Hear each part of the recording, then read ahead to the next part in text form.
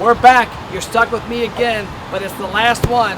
ABR, attract, build, retain. Today we're going to dig into retaining, what you can do to retain your customers' attention and to retain them on your email and text list way more often. Let's check it out.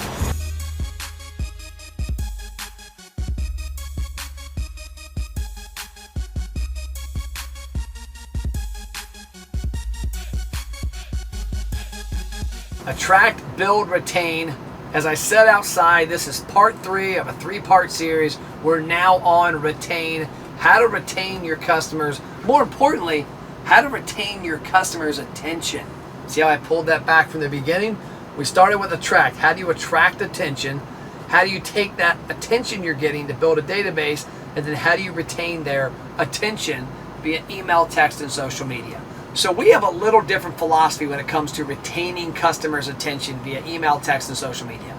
The common theme in the restaurant business is what you want to avoid. What is that theme? The theme is send everybody every week a message about us. You don't segment your audience, so if you've got 10,000 people in there, whether they're new, frequent, lost, male, female, married, single, kids, no kids, whatever, they get the same email. They get the same text. The Facebook post is targeted everybody.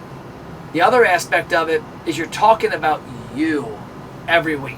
52 weeks in a row. Here's why to eat at my restaurant. Here's why to drink at my restaurant. Here's how to come party at my restaurant. That is why people stop opening your marketing. That is why you lose their attention.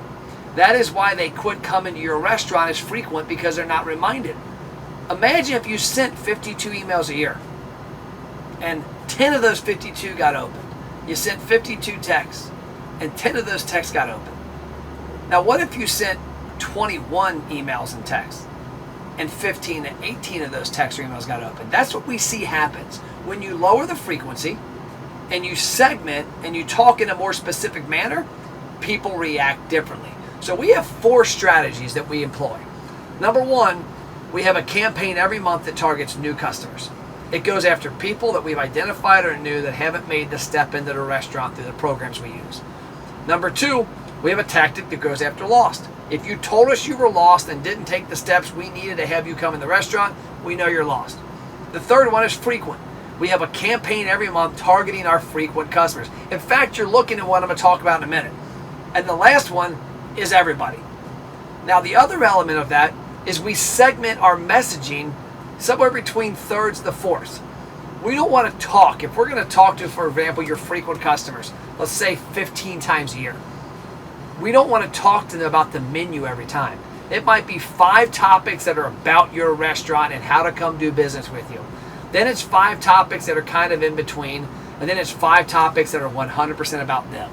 This post is an exact example of something about them. This is a restaurant called Sweet Taters in Conover, North Carolina. We do this commonly with clients. The month before a big event, Mother's Day, we'll have messaging put together and say, hey, we want to get your email list of frequent customers to take action. We don't want to email them about coming to eat for Mother's Day. We can get that same thing accomplished by implanting in them Mother's Day's coming, and we're a great place for you. But we want to get your customers to engage.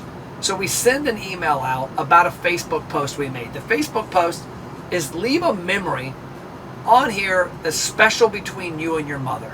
Tell us about it, drop a picture below. This post got upwards of 150 people to leave a comment and a picture of their mom. That is marketing at a different level. That's not doing what everybody else does. Hey, it's Mother's Day, come to our restaurant. No, duh.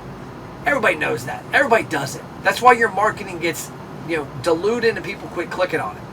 This email was off a Facebook post and also a text. So for example, this Facebook post was made and then an email was sent out to the frequent customer database that said, hey, click here, go to this Facebook page, chance to win a contest, tell us about a special memory of you and mom.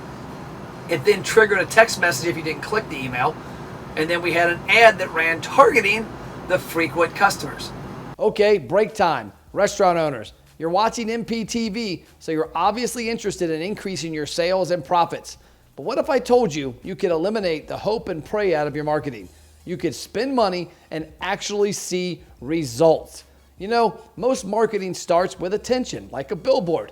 The problem is that attention leads nowhere. That's why we created the ROI Engine Restaurant Program.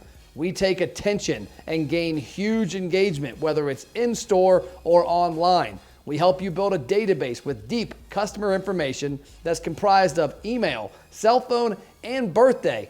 And then we drive them into the restaurant with trackable results. Yes, results you can actually see. If you're interested and want to have a conversation, check out restaurantmarketingthatworks.com. Worst case scenario, you get a lot of great ideas. Now back to the show. There's a fourth part to this. Facebook's algorithm. When they see all of these women and men commenting about the special memory of their mom, they look for birds of a feather. They find people just like that and they show your marketing to them. But at the end of the day, the awesome part about this is you've now spent one of your email messages and text messages and social media campaigns on a topic about your customers. So they're waiting when the next email comes, they're wondering what it is. So when we go to the next topic, this is one that I love to do that we do monthly. And some people say it's corny, some people say it doesn't fit my brand. We've done this with high-end restaurants, we've done it with fast food. Contests. This is a campaign that goes to everybody. We look at the database once a month and say everybody's getting this. And when you look at the stats, they're insane. 5,800 people commented on a Facebook post for a one location restaurant. But I'm not talking about the Facebook post. How did they find out about it? How did this get so big? From the email and text we sent. The email had a 30% open rate, a 10+% click-through rate. The text message had a 40 or 50% click-through rate. When you drive specific traffic like that to a social media post about something as simple as guessing how many freaking candies are in a jar, then Facebook's algorithm again catches on fire. You get 300 early adopters comment on a Facebook post. You get 300 people from the email. You get 300 from the text message. Now you've got 900 people. Social media is machine learning. It's AI. When Facebook and Instagram's algorithm, and even YouTube and LinkedIn, when they see that much activity, they have nothing else to do but show it to people just like those people. So you've just accomplished a bunch of things. You just killed like 9 birds with one stone. Number one, you had a better reason to send an email to your entire database. It's not about eating at BlackRock. It's about guessing on the candy contest.